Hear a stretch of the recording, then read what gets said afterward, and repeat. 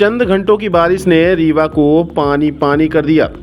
लोग बाढ़ जैसी आपदा से प्रभावित हुए।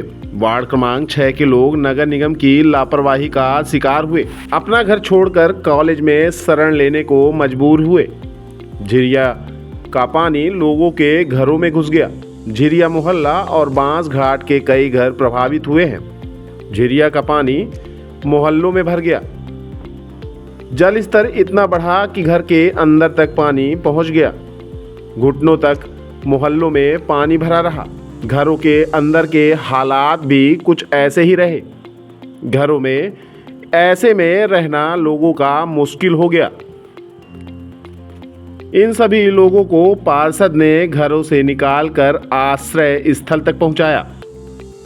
टीआरएस कॉलेज में 1 सैकड़ा लोगों को शिफ्ट किया गया है। इनके रहने और खाने के इंतजाम भी यहीं पर कराए गए हैं। वार्ड क्रमांक 6 के पार्षद और एमआईसी सदस्य धनेन्द्र सिंह बघेल क्षेत्र में सुबह से ही सक्रिय रहे।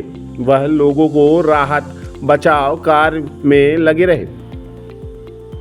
यहाँ के हालात कुछ ज़्यादा ही जटिल रहे। जिनके पास 2 मंजिला मकान थे वह नीचे का फ्लोर छोड़कर ऊपर चढ़ गए थे। बाढ़ से बचने की हर कोई कोशिश में लगा हुआ था।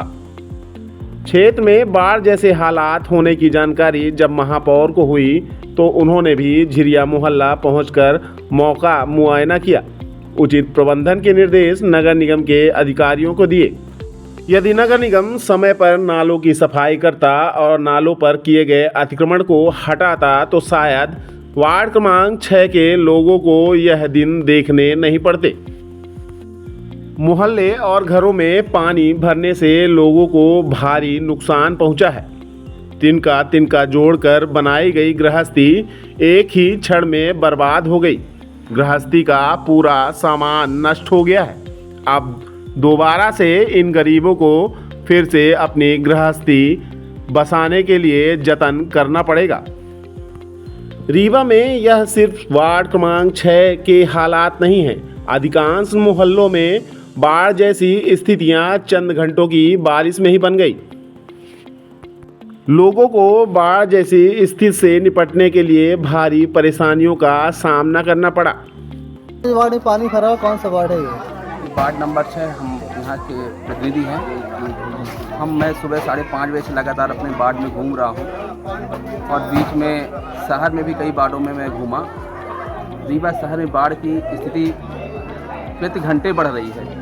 हमारे बाढ़ की स्थिति आप देख ही रहे हैं। यहाँ के अपने बाढ़ की जनता को हमने रोकने के लिए टीआरएस कॉलेज में व्यवस्था की है, जिन्हें खाने और पीने और रहने की दोनों व्यवस्था की गई है। कितने घर खाली हो गए हैं? अभी हमारे घर में लगभग 50 घर यहाँ खाली हो रहे हैं। 10-20 घर बांस घाट के भी खाली हो के मैंने उनको भी बोला कि आप सब वहाँ टीआरएस कॉलेज पहुँचे। इनकी कैसे व्यवस्था कराई जाएगी?